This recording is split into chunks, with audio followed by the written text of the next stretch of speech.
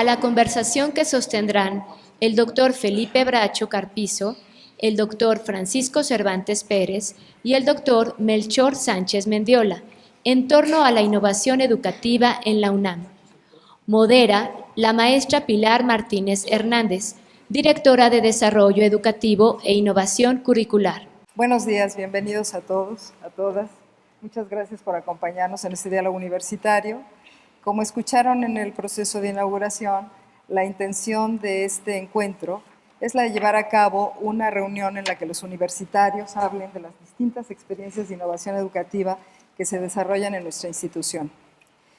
Y trata, igualmente, como lo escucharon, de ser un espacio en el que podamos intercambiar de manera diferente a lo que es un coloquio, un evento tradicional, en el que los ponentes dan a conocer sus puntos de vista y los participantes llevan a cabo una breve intervención. La idea es invertir este proceso y vamos a empezar el encuentro con este conversatorio en el que nuestros directores de las distintas dependencias que participaron en la organización de este encuentro van a hablar precisamente de lo que se concibe en la universidad desde su perspectiva como innovación educativa. Escuchamos igualmente la idea de que la innovación puede ser una palabra peligrosa, decía el doctor Sánchez Mendiola. Vamos a discutir sobre este asunto, pero me interesa sobre todo que pensemos que innovación, la palabra innovación, está en todos los ámbitos. La palabra innovación convoca siempre hacia algo novedoso. Nos separa, nos pone en una situación diferente a la de la tradición. Sin embargo, la innovación educativa, por su propia naturaleza, ha estado presente siempre a lo largo de la historia, a lo largo del tiempo, en todo quehacer que han llevado a cabo los seres humanos en materia de educación. Una cosa ha llevado a ser la base sobre la cual se transforma, sobre la cual se lleva a cabo innovación de manera continua y permanente. Constituye la innovación educativa una importante aspiración contemporánea en un mundo ansioso de cambios que impacten positivamente el bienestar y el desarrollo armónico, virtuoso y equilibrado de la vida en nuestro planeta el día de hoy. Sin embargo, más allá de la voluntad, es un hecho que la innovación no es una fórmula cerrada, ni es posible ejercerla por decreto. Se corresponde, emerge y se construye en contextos diversos y es de naturaleza múltiple, tanto en lo conceptual como en lo disciplinar, lo que determinan su viabilidad, su consistencia, su coherencia y su sustentabilidad. En este encuentro conoceremos y exploraremos experiencias universitarias relevantes en torno a tópicos de innovación educativa, ideas, retos conceptuales, estructurales y operativos, dificultades y obstáculos, alcances y logros. Cada una de estas experiencias y todas en su conjunto contribuirán a adentrarnos desde distintos ángulos y perspectivas a través del planteamiento de interrogantes y hallazgos que, apoyados en la experiencia concreta y la reflexión teórico-conceptual necesaria, ayudarán a enriquecer una visión universitaria de la innovación educativa. Para arrancar con este conversatorio, plantearé algunas preguntas que nuestros participantes, el doctor Francisco Cervantes, el doctor Felipe Bracho y el doctor Melchor Sánchez Mendiola, discutirán entre sí para adentrarnos en lo que es el tema de la innovación educativa y de esta manera entrar en el tema que nos convoca esta mañana. Les preguntaré de inicio, ¿qué es y en qué consiste la innovación educativa? ¿Siempre es necesaria? ¿Cuándo lo es? ¿Y por qué? ¿Y cualquier transformación de la práctica educativa podemos considerarla innovación? Me quedo con estas preguntas para que ustedes empiecen, por favor. ¿Quién quiere? Por orden alfabético, ¿no? En orden alfabético, el doctor Bracho. Por la edad. No, por la edad, no.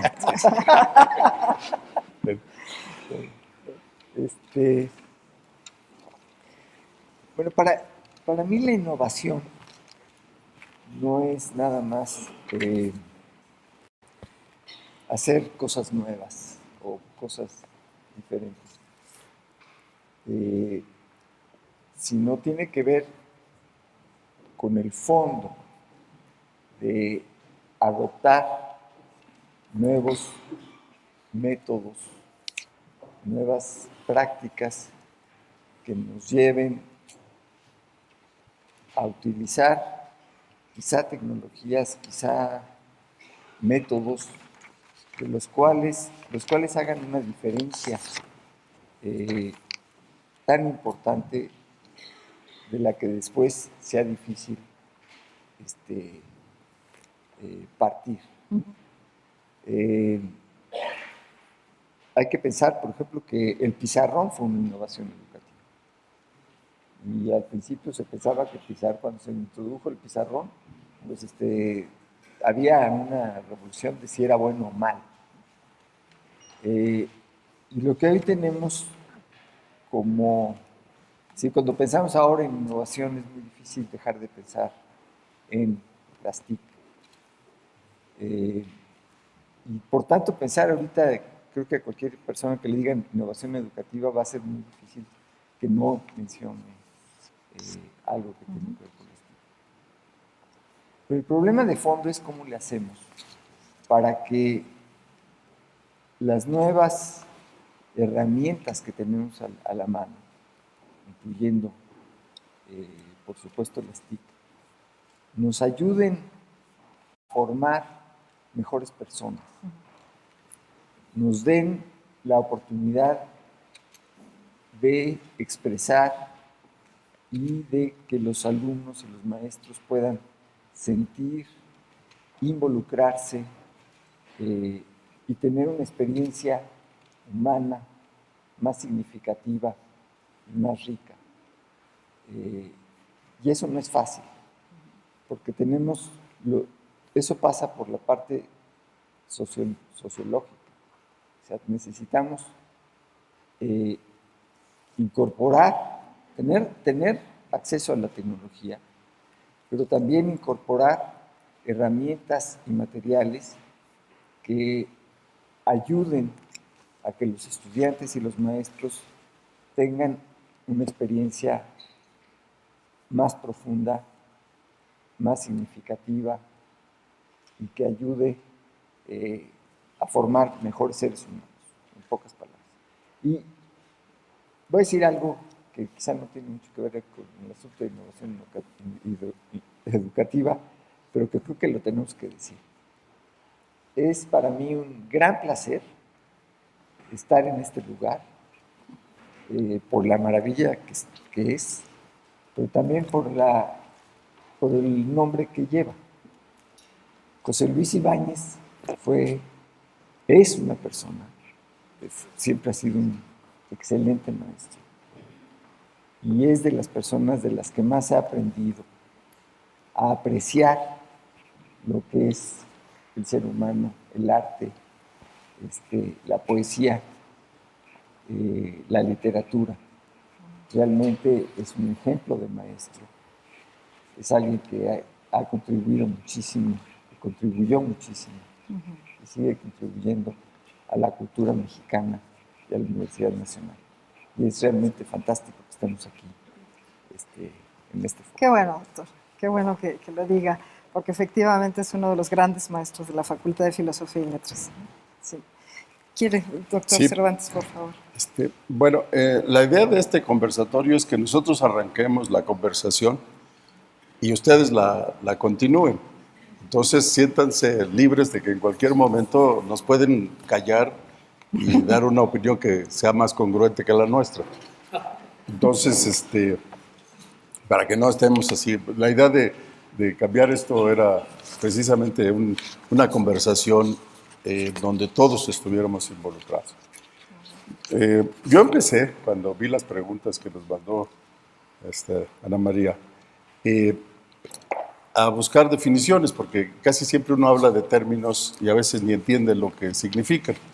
Entonces empecé a buscar innovación y el diccionario de la Real Academia Española dice que es la acción de innovar, ¿no? Entonces ya entendemos qué es innovación. Entonces me fui y busqué qué significa innovar. Innovar, mudar o alterar algo introduciendo novedades. O sea, quiere decir que cualquier cambio que se introduzca ya produce una innovación. Y luego busqué educativa, que era la otra, y dice perteneciente o relativo a la educación, ¿no? Entonces, innovación educativa es la acción de innovar en la educación o en algo relativo a la educación. Educación es acción y efecto de educar. Y luego educar es desarrollar o perfeccionar las facultades intelectuales y morales del niño o del joven por medio de preceptos, ejercicios, ejemplos, etc. Y eso es lo que es educar. Algo que siempre nos preocupa y que creo que ha sido ya el centro de atención nuestro en los últimos años es el aprendizaje. Entonces busqué también aprendizaje y dice acción y efecto de aprender algún arte, oficio u otra cosa, ¿no? Y luego aprender, adquirir el conocimiento de algo por medio del estudio o de la experiencia. Y por supuesto busqué lo que hacemos nosotros, la enseñanza, acción y efecto de enseñar, ¿no? Enseñar es instruir, doctrinar, amaestrar con reglas o preceptos. Yo no sabía que hacíamos eso con los estudiantes. Los tenemos todos amaestreados, pero la mayoría no. Eso quiere decir que somos muy malos para enseñar, ¿no? Bueno, con todo esto, traté de ver qué es innovación educativa. Entonces, lo que me salió es algo así, que es la acción de introducir novedades en los procesos y servicios que ofrecen las instituciones educativas para mejorar la formación integral y el aprendizaje de los estudiantes, de tal manera que, una vez culminados sus estudios, contribuyan a impulsar el desarrollo social y económico de la sociedad a la que pertenece.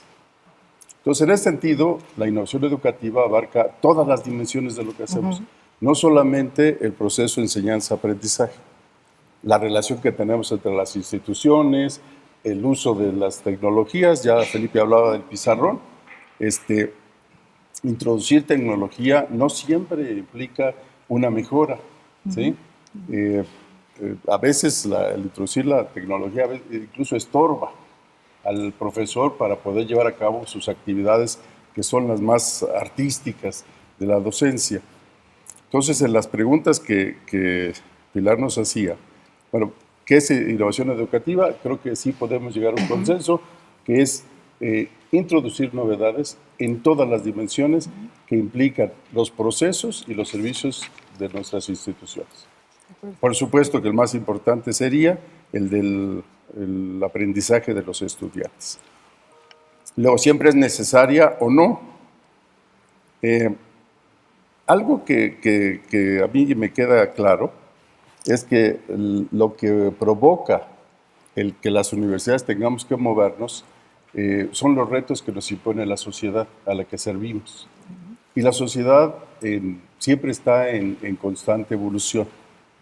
Va cambiando, pasamos de la sociedad a la sociedad de la información, después a la sociedad del conocimiento, ahora estamos en la sociedad del aprendizaje.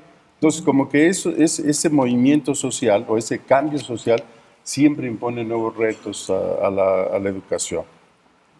Cuando la UNAM surge en el 29, las condiciones de la sociedad pues eran de cierta forma que la UNAM ofrecía el 90% de la oferta educativa en educación superior en el país. A mitad del siglo, en los años 50, 60, las cosas cambian y entonces la educación se masifica, ¿sí? Se masifica en los años 60, 70, y entonces las condiciones de la UNAM cambian, tiene que recibir a muchos más alumnos, en los estados surgen las otras universidades, y las condiciones dan que la UNAM todavía ofrecía el 60% de la oferta educativa en educación superior. Actualmente, la oferta de la UNAM representa el 8% de la oferta educativa en educación superior. Entonces, como que todos esos cambios nos van imponiendo nuevas condiciones y yo creo que la innovación educativa, por esa razón, siempre es necesaria, ¿sí? Además, y aquí debo de reconocer que es una frase que le aprendí a mis amigos del TEC de Monterrey, cuando visité su laboratorio de visión computacional y era una maravilla, y entonces cuando yo llegué estaban recibiendo un equipo más nuevo del que ya tenían, que no habían usado al 100%. Entonces yo les pregunté que por qué compraban otro equipo si todavía no explotaban el anterior. Y la frase que me dijeron fue, es que no importa qué tan bien estemos, siempre podemos estar mejor. Entonces creo que en la parte de innovación, esa debe ser otra razón. No importa qué tan bien estemos, siempre podemos buscar cambios que mejoren las cosas que hacemos. Entonces me parece que sí es necesario por esa razón. Perfecto. El doctor Bracho ha introducido ya el componente humano, buscar mejores seres humanos. El doctor Cervantes menciona ahora el asunto social. Vamos a escuchar al doctor Sánchez Mendiola y pasamos a otras preguntas. Propongo que esta secuencia se mantenga durante toda la ponencia para que me dé tiempo de pensar. ¿Qué decir? Porque esto del conversatorio está siendo un poco... o sea, quisiera mis diapositivas de PowerPoint ahorita para que me guiaran sobre lo que tengo que decir, ¿no? Hablando de innovación en un evento de educación. Y una de las desventajas que tenemos nosotros ahorita es que no tenemos clarísimas las necesidades educativas de todos los que están sentados en esas sillas que no se ven muy cómodas. No sé si sea parte de la innovación que, que promueven el acercamiento. No sé cuántos centímetros de diámetro tengan, pero los veo más pegaditos que en los congresos habituales. Me puse también a buscar las definiciones de la Real Academia, ¿no? Algo que me espantó de la definición del diccionario de la Real Academia es que termina diciendo de creación o modificación de un producto y su introducción en el mercado, ¿no? Eso me asustó porque el diccionario de la Real Academia Española, que ya estamos liberados de ese país, pero seguimos usándolo como nuestra fuente primordial para definiciones, ahora después de Wikipedia, pero yo me pregunto quiénes son los expertos de la Real Academia que son los que dictan las reglas ahí, porque se me hace una definición tremendamente limitada. Y si vamos a la definición de igualar innovación, como la raíz de la palabra lo dice, con algo que es nuevo, decía la cuestión de que es peligroso hace rato y ahorita que he estado reflexionando, si nos obsesionamos con que todo sea siempre nuevo y querer la novedad, pues no podría existir el matrimonio o las relaciones de pareja duraderas, porque no sé cuál sea la experiencia de todos ustedes, pero la novedad desaparece relativamente rápido. Algunos dicen que 2 años, otros que 7, pero es complicado. Entonces, si uno se centra demasiado en querer tener siempre lo nuevo, sin plantear la base de que hagamos las cosas lo mejor posible, sin que necesariamente sea nuevo, me lleva a una definición muy interesante que encontré. Si recuerdan, algún congresista norteamericano en una ocasión dijo que él no podía definir la pornografía, pero la reconocía en cuanto la veía. Quién sabe cuánta pornografía veía. Pero un educador norteamericano dijo que una innovación es una de esas cosas que la sociedad la ve y dice, si nosotros hacemos que eso sea un proceso, un producto, una actitud, un enfoque, sea parte de cómo vivimos y trabajamos, va a cambiar la manera como vivimos y trabajamos. Ahorita que le preguntaba al doctor Bracho hace rato, y tú no traes un cerebro anexo como esto, pero bueno, es que él no lo necesita. Pero tradicionalmente, y confieso aquí mi sesgo médico, cuando un médico consulta algo para ver o auxiliarse para responder la respuesta, en medicina se ve mal. Dice, ¿cómo que el doctor no se sabe todo? Se supone que lo tienen todo en la mente. Y recuerdo, veo por ahí al doctor Rogelio Lozano de la Facultad de Medicina, cuando presentamos en el Consejo Técnico el plan de estudios modificado de la Facultad de Medicina,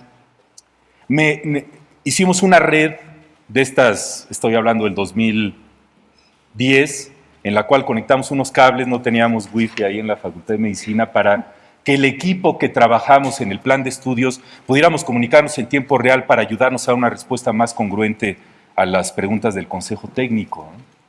Y a pesar de que la innovación per se, que era el hacer explícito, y no escondimos los cables, fue algo muy abierto, ¿no? De que uno puede tener respuestas más completas teniendo acceso a la información factual que tenemos en la actualidad.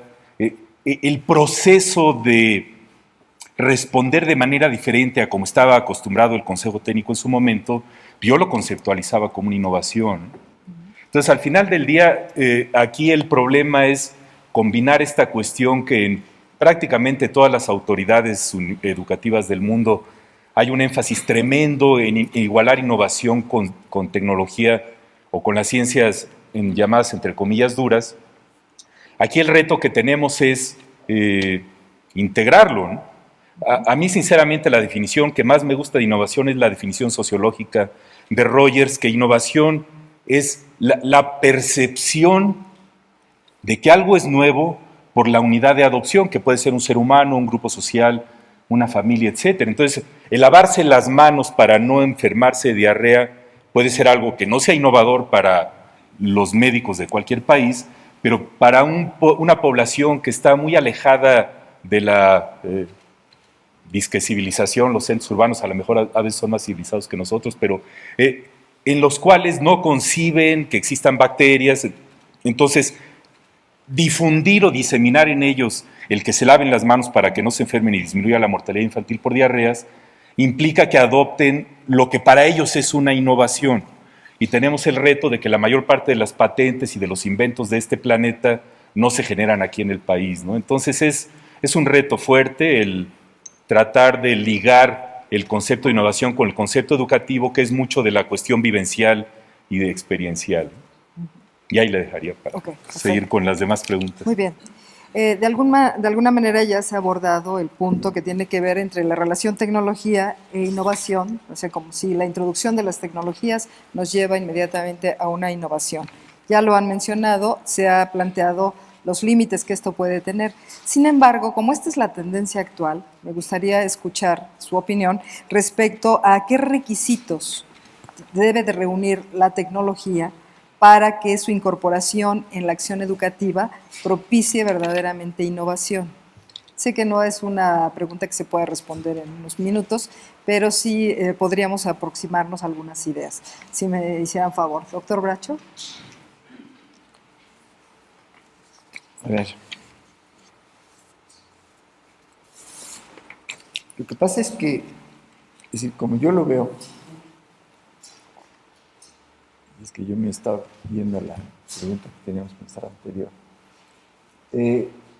Vivimos en un mundo que cambia todo el tiempo. Prácticamente no nos damos cuenta, pero si lo pensamos un minuto, nuestra vida hace 15 años era muy diferente a como es ahora. Y por supuesto la vida de un joven que está entrando a nuestro bachillerato, pues viene con una experiencia vital de lo que significa la sociedad, de lo que significa la amistad, de lo que significa el arte, de lo que significa aprender, de lo que significa la vida, en gran parte. Por el quehacer y la experiencia cotidiana. De tal manera que no podemos evitar la innovación. Ahí está. El reto es aprovecharla para hacer de estas innovaciones y de la experiencia en la universidad, de la experiencia educativa, una experiencia más rica y más acorde con los tiempos. Yo definitivamente creo que sí es indispensable. Y sí es indispensable porque, por lo que estoy diciendo, la vida es diferente. O sea, en cualquier momento ahorita puedo yo escuchar a Mozart, puedo escuchar a José Luis Ibáñez, puedo hablar con mi mamá, con mi hija, desde el coche. Entonces, eso cambia totalmente la manera en que cómo nos relacionamos, cómo vemos el mundo, cómo lo podemos apreciar, lo que somos como seres humanos, etc. Y si eso no lo aprovechamos para nuestro ejercicio fundamental como universidad, para la docencia, pues estamos fuera de lo que es la realidad y de lo que debemos hacer. O sea, creo que es una obligación. Muchas gracias, doctor. Doctor Cervantes. Bueno, en los últimos años lo que hemos hecho cuando hablamos de introducir las tecnologías digitales a la educación, hemos trabajado de una manera que le llamaríamos como de malla abierta. Los que desarrollamos tecnología, la desarrollamos y se la pasamos a los educadores para que la usen como Dios les dé a entender en sus procesos educativos. Yo creo que eso ha demostrado gran potencial y que tenemos que pasar a un siguiente nivel en donde le hagamos como se hizo en medicina, ¿no? En medicina los médicos le pidieron a los tecnólogos que querían ver adentro del cuerpo y entonces se desarrolla la tecnología para los rayos X. Ya cuando pudieron ver en el interior dijeron, oye, no me basta ver blancos y negros y cosas de estas, quiero ver algo que se mueva. Y entonces viene la tomografía.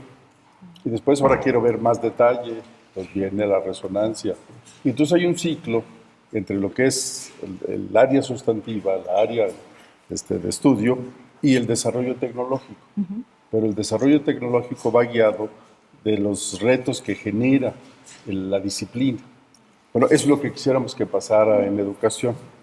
Que ahora los pedagogos, los psicólogos, los de neurociencias, los sociólogos, nos digan qué quieren hacer y para qué necesitan nuevas tecnologías. Ellos nos deberían de generar retos. Por ejemplo, ahorita hay un reto que se quiere y es que podamos darle a cada estudiante herramientas tecnológicas para que construya un ambiente personalizado de aprendizaje, un ambiente virtual personalizado para facilitar su aprendizaje.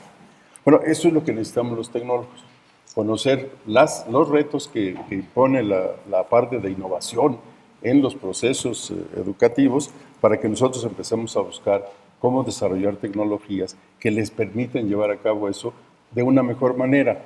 La tecnología debe entrar con una de dos formas. Una, para que se haga algo que no se podría hacer sin tecnología.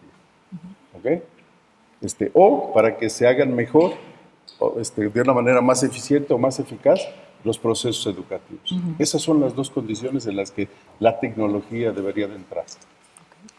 Entonces, ya los científicos de la computación, los especialistas en telecomunicaciones, en electrónica, en todo lo que implica la parte tecnológica, deberíamos de generar herramientas que tenemos nosotros algo que se llaman sistemas basados en servicios, pero dirigidos hacia la parte de educación. ¿Sí?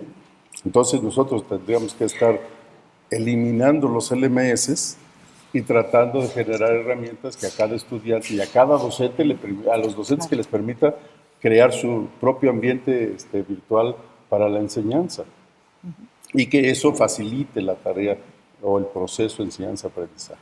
Entonces, en esas dos condiciones creo que es en lo que estamos trabajando actualmente, ahora sí, en la UNAM en particular, de tecnólogos y educadores. Entonces, si logramos establecer ese ciclo de manera análoga a como se logró en medicina, en unos años estaríamos hablando de cómo vamos más rápidamente generando nueva tecnología que vaya facilitando el proceso educativo. ¿Sí? Perfecto. Muchas gracias. Doctor Sánchez. Es que ahorita que estaba reflexionando, esto está siendo grabado, ¿verdad? Y está siendo transmitido en tiempo real en la red. Es que el comentario que hice me retracto del tiempo de novedad entre las parejas, por si mi esposa llega a ver el video en la...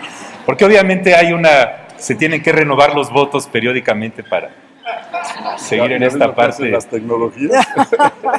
Sí, tenemos que ser innovadores también en nuestros pretextos. El peligro de las tecnologías. La tecnología, cuando discutimos esto en este año que hemos estado analizando el Plan de Desarrollo Institucional de la UNAM, y cuando revisábamos los planes de trabajo de todos los candidatos a rectoría de la UNAM, una de las cosas que eran bastante comunes era el uso de las tecnologías para la educación. Y por esta parte de que la tecnología avanza a unos pasos mucho más rápidos que lo que avanzamos en incorporar, llamémosle la ciencia educativa en la aplicación de nuestros métodos de ciencia y aprendizaje, ¿no? Entonces es como correr la carreta antes que el caballo. Aquí está esta tableta, úsenla, ya después vemos cómo, ya hicimos el gasto de una cuestión que es bastante, no es barata, versus planear qué vamos a hacer con la tableta y cómo, a diferencia de hace algunos años, como decía el doctor Bracho, ya, ahorita ya ni pensamos en el que tenemos la tecnología tan incorporada en nuestras vidas, que los coches nuevos que están saliendo ya tienen el internet integrado y lo utilizamos para todo, inclusive sin reflexionar fuerte sobre ello, ¿no? Entonces, yo creo que parte del proceso es muy complicado porque se requiere mucho tiempo para estar seguros de qué queremos exactamente de la tecnología en educación. Porque el ejemplo de medicina es muy bueno. Yo quiero ver el cerebro versus una tomografía axial computarizada que se ve todo borroso o un ultrasonido, versus una resonancia magnética nuclear que se ven con una enorme discriminación las características de los tejidos, ¿no? Pero hablando de educación media superior, superior y todas las diferentes aristas, pública, privada, etcétera, las necesidades pueden variar muchísimo, ¿no? Y el no involucrar a los docentes desde el principio es uno de nuestros principales problemas, porque habitualmente las llamadas innovaciones educativas quieren escurrir de manera vertical desde los llamados expertos, que sí son o somos expertos, cada quien en su disciplina, doctores en pedagogía, en informática, etcétera, pero que a fin de cuentas, si no toman en cuenta lo que hace el docente en el aula, que es donde trae a la mesa del contexto de enseñanza-aprendizaje todas sus vivencias y toda la interacción, esta parte histriónica que forma parte sustancial de la educación.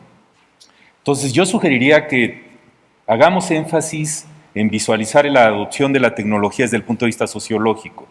Puede ser el modelo de Rogers o el que ustedes quieran, pero un modelo que implique que tomamos en cuenta las características de la innovación, como pueden ser su compatibilidad, su complejidad, su ventaja relativa. Si una innovación educativa como, llamémosle, aprendizaje basado en problemas, entre comillas, la quiero implementar, requiere un montón de profesores y que además se bajen del pedestal del sabio y que se conviertan en facilitadores del aprendizaje en grupos pequeños. Y si no tenemos los espacios físicos para trabajar en grupos pequeños, pues tampoco se puede. Entonces, esta parte de elegir qué podemos, analizando las características de la innovación y analizando los canales de comunicación que propone también Rogers en el modelo de difusión de innovaciones, que son el tiempo, las estructuras organizacionales, el mensaje de boca a boca, etcétera, etcétera, ¿no? Entonces, si no, cuesta muchísimo trabajo, ¿no? Entonces, nos llenamos de innovaciones, por ejemplo, traten de no darle Microsoft Office a alguien que tenga una computadora. Dice, es que yo no puedo usar la computadora si no tengo Office. Pero está OpenOffice, que no cuesta. Y la otra, pues ahí está el hombre, uno de los hombres más ricos del mundo, que se ríe, yo creo, cada vez que discutimos el uso de OpenOffice en las instituciones. Y traten de poner a cualquier persona, desde secretarios o secretarias, y me refiero de la parte del día a día, y toda la parafernalia académica, a que usen bien el Excel, o que usemos bien la hoja de cálculo, ¿no?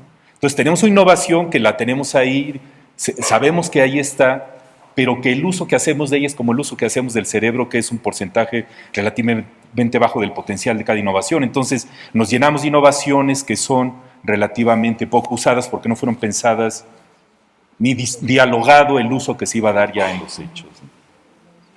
Muy bien, muchas gracias. Las preguntas que siguen son realmente pues, una síntesis de estas, pero voy a pedirles que introduzcamos otra variable que sé que no estaba planteada de inicio, pero pensando en la universidad, en la realidad que conocemos de la universidad, en nuestros distintos niveles educativos, en nuestras distintas modalidades educativas y desde su experiencia y lugar que les corresponde a cada uno de ustedes trabajar, enfocar, analizar, ¿qué condiciones propiciarían la innovación educativa en la universidad? ¿Cuáles la obstaculizan? ¿Y cómo podríamos superar estas limitaciones? ¿Sí? A ver, voy a decir algo un poco fuerte, pero creo que tenemos muchas limitaciones organizacionales. Somos demasiado tradicionales en seguir con las mismas formas de trabajar, de decidir y de hacer las cosas, que vuelven difícil hacer cambios que yo creo que son ya absolutamente necesarios. Y les pongo ejemplos. Estaban sacando el asunto de la medicina. Pues piensen cómo era un cuarto de operaciones donde se iba a hacer la cirugía hace un siglo y cómo es ahora. Antes en una mesa con unos cerrotes ahí y a ver cómo le hacían para que el tipo no gritara horrible, ¿no? A lo mejor ni siquiera se lavaban las manos.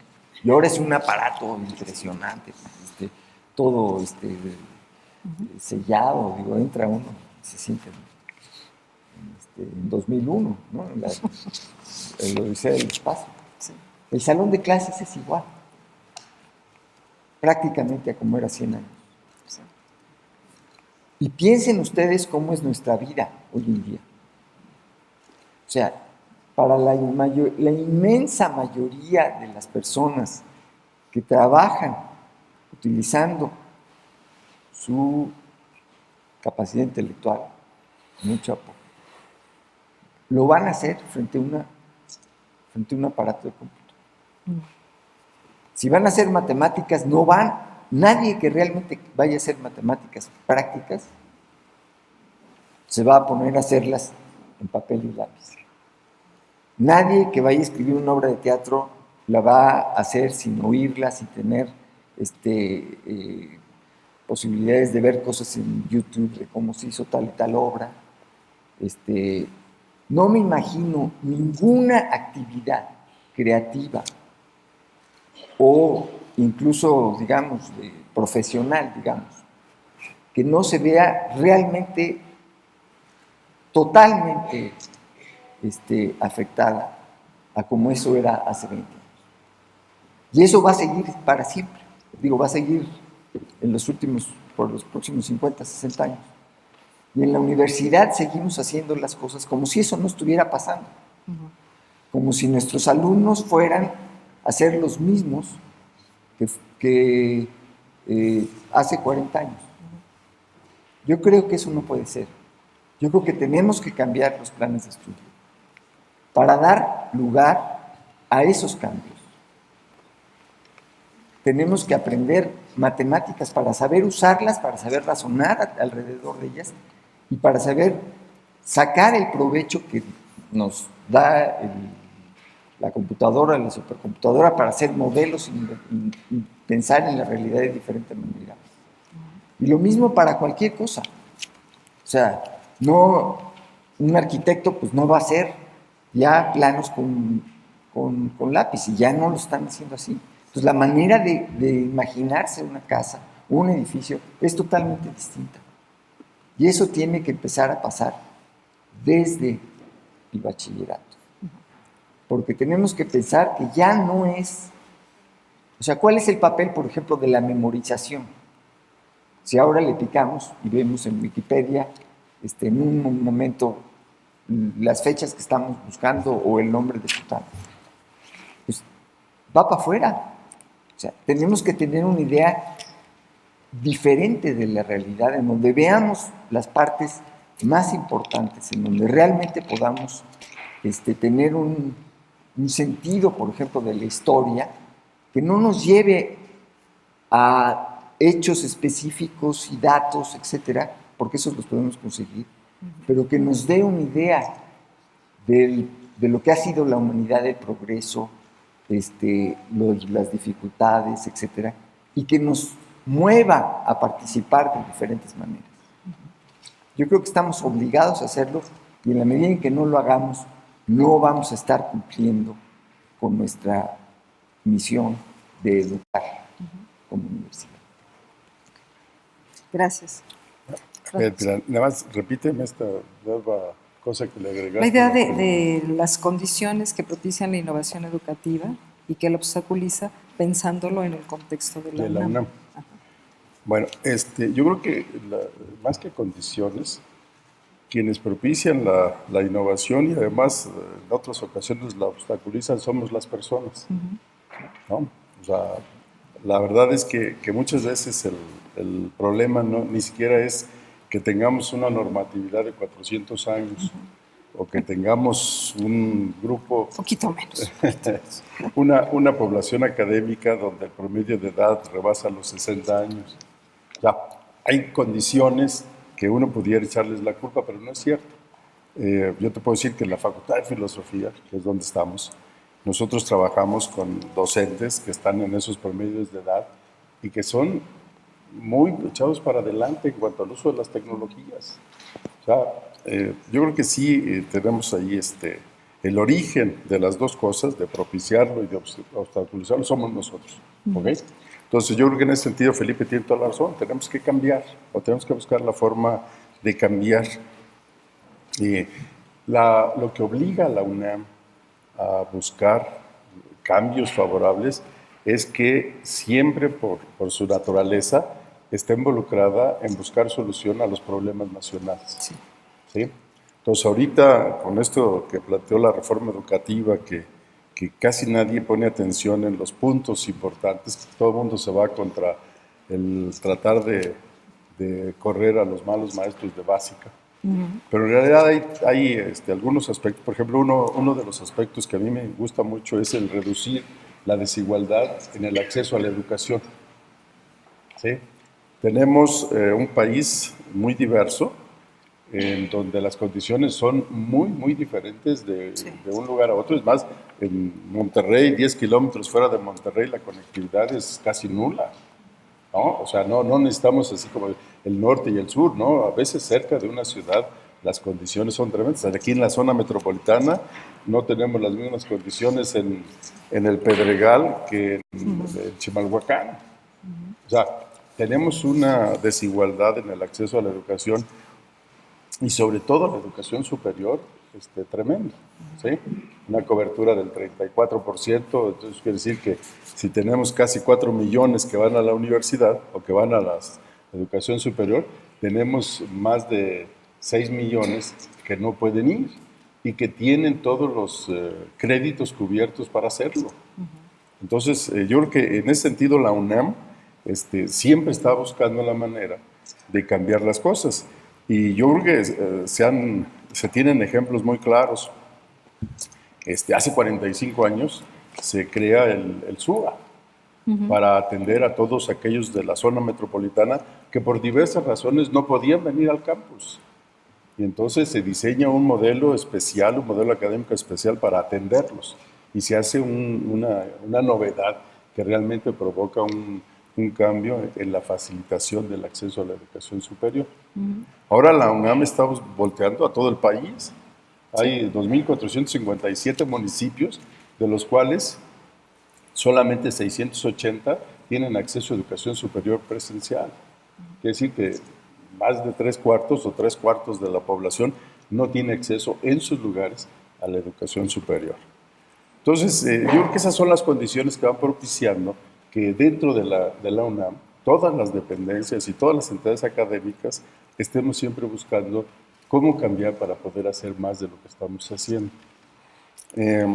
Yo creo que el combatir esta exclusión social es una tarea importante no solo de la UNAM, sino de todas las instituciones de educación superior. Ahora, ¿qué nos obstaculiza poder hacer eso? Pues hay muchas cosas. Yo diría que el primero es el financiamiento. O sea, todo estudiante, hay que invertir una cantidad especial para que ese estudiante tenga acceso a la educación superior. Entonces, esa inversión no se está dando al nivel que se requiere. Entonces, ese es un primer obstáculo. El otro obstáculo que tenemos es, y yo sí creo que ahí debemos ser muy críticos hacia la UNAM, es que por mucho tiempo las dependencias y las entidades trabajamos como islas y yo creo que ahorita lo que ustedes están viendo en este momento es a 3 de los responsables de las áreas de la Administración Central, en donde lo primero que nos dimos cuenta es que teníamos que trabajar juntos. ¿Sí? Y ya no hay nada de que esto lo hago yo y no te lo enseño, ¿no? No, ahora tenemos a todo el equipo de la DGTIC, de la CODEIC, de la CUAE trabajando juntos. Se reúnen casi cada 15 días para ver cómo le hacemos para compartir y para hacer mejor nuestro trabajo. Bueno, yo creo que eso es una de las cosas que propician la innovación. El trabajo de colaboración entre todos nosotros, que no siempre se da, ¿sí?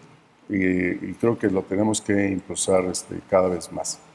Ahora, hay otras condiciones que nos permiten pensar que sí podemos hacer mucho más de lo que estamos haciendo. Hay dos ejemplos que a mí me gustaría recordar. Uno es que la educación empieza todos juntos en el mismo lugar y a la misma hora, salón de clases, ¿no? Luego pasamos a la abierta, en donde ahora sí, ya no somos todos juntos a la misma hora, cada quien estudia a la hora que puede, y tenemos algunas sesiones presenciales, pero ya dimos flexibilidad en cómo trabajar. Y ahora con la educación a distancia, pues es en el momento que se te dé la gana, con las herramientas que tú tengas a la mano, como sea, pero ya tienes mayores condiciones para poder estudiar. Ya ni siquiera las evaluaciones tienen que hacerse en el mismo lugar, al mismo momento. Se pueden hacer en diferentes lugares, eso sí, en el mismo momento. La otra cosa que también propicia la innovación es que los psicopedagogos cada vez entienden mejor qué hay que hacer con los estudiantes. Y cada vez le preguntan más a los estudiantes y no asumen qué es lo que necesitaría el estudiante para ser mejor estudiante. Ahora, le preguntan de diferentes formas. Una de las formas es que ya sabemos que hay 3 tipos de estudiantes cuando llegan a un curso. Los que saben bastante, los que son normales, van en el track, y los que tienen deficiencias. Entonces, tenemos que atender esos 3 grupos. Al que sabe mucho, lo mandas a un track de mayor profundidad y él puede terminar más rápido. ¿Sí? En el bachillerato a distancia tenemos 4 semanas por curso. Bueno, este grupo de estudiantes puede terminar en 2 semanas. A la tercera semana que se vayan al siguiente curso y que vayan más rápido, vayan a su ritmo. Los que van en el tramo normal, en 4 semanas terminarán. Ahora, el que tiene deficiencias, pues le tienes que ayudar a cubrirlas y luego regresarlo, ayudarle y subirlo, ayudarle y subirlo. Y tenemos por reglamento hasta el doble de tiempo para que lo pueda hacer. Entonces, a lo mejor termina en 8 semanas, pero termina bien. Entonces, ese tipo de cosas son las que van motivando la innovación, que los psicopedagogos realmente están volteando a preguntarle a los estudiantes qué les hace falta para tener buenas condiciones para aprender. Entonces, yo creo que hay esto de qué condiciones propician es multimodal. Unas son de las personas, otras son de la institución y otras son de la parte de la sociedad en general. Entonces, hay que contemplarlas todas de manera integral. Muy bien. Muchas gracias, Francis. Bueno, ya brevemente, es que cuando le preguntan a un funcionario académico de la UNAM cómo estamos y cómo hacer las cosas mejor, sobre todo en un escenario donde están grabando las cosas, bueno, yo diría primero reelegir al doctor Graue por otros 4 años, pues desde el punto de vista, ahora sí que personal, en el que la idea de unir la Dirección de Evaluación Educativa con una nueva área de desarrollo educativo y innovación curricular, sinceramente yo la veo como una parte muy importante de atender el marco estructural, ¿no? Entonces, espero que esa parte de la grabación sí le llegue al jefe, ¿no? Pero el punto pues es que cada cosa que hacemos tiene las diferentes aristas estructurales, donde tenemos enormes retos, los esquemas de contratación, los esquemas de incentivo, los esquemas de recompensas en nuestra institución, tienen muchísimo área de mejora, ¿no? Me he puesto a revisar recientemente la evidencia científica publicada de la correlación entre la habilidad docente y la habilidad de investigación. Y John Hattie, que es el que más metaanálisis ha hecho de esto, en un metaanálisis fascinante de 58 estudios, encontró que la correlación es de 0.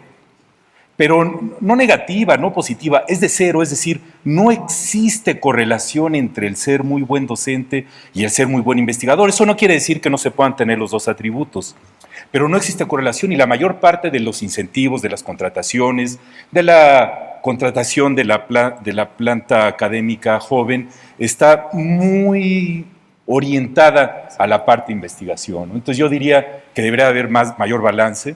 Tenemos la oportunidad de discutir esto entre las diferentes instancias. Y la otra parte, ya para finalizar, es tendemos a sobreestimar el impacto de los planes de estudio. También la poca investigación internacional que existe sobre esto documenta que el mayor porcentaje de la varianza explicada en el aprendizaje es lo que trae el educando al evento de enseñanza-aprendizaje, ¿no? En segundo lugar, el docente, y hasta el último, el currículo, el plan de estudios. Entonces, sí es muy importante hacerlos bien y tener congruencia en el modelo educativo, ayudar a los docentes a que se aterricen cuestiones muy sofisticadas para que las puedan aplicar en el día a día, pero sí tenemos que reconocer que tenemos que ayudar a los estudiantes para que internalicen todo esto en el día a día, ¿no? Y ya le dejaría ahí porque creo que estamos en el tiempo, sí. Y la innovación, por más que la hagamos, sí, no hemos podido comprimir el tiempo, ¿no? Okay. Muchas gracias. Pues sí, efectivamente. No es que no se trate de que ustedes participen, por el contrario. Ahora abriremos el otro espacio en el que los ponentes harán pues la explicación de su experiencia y la participación estará ahí. La invitación de este conversatorio era para iniciar la discusión en torno a lo que es el tema de la innovación educativa. Vamos a dar paso ahora a la siguiente etapa del encuentro. Les agradezco mucho a Felipe Bracho, a Francisco Cervantes y a Melchor Sánchez Mendiola que hayan estado con nosotros, que nos hayan dado esta primera aproximación desde su experiencia y su perspectiva institucional. Y bueno, damos paso a la siguiente etapa. Muchas gracias.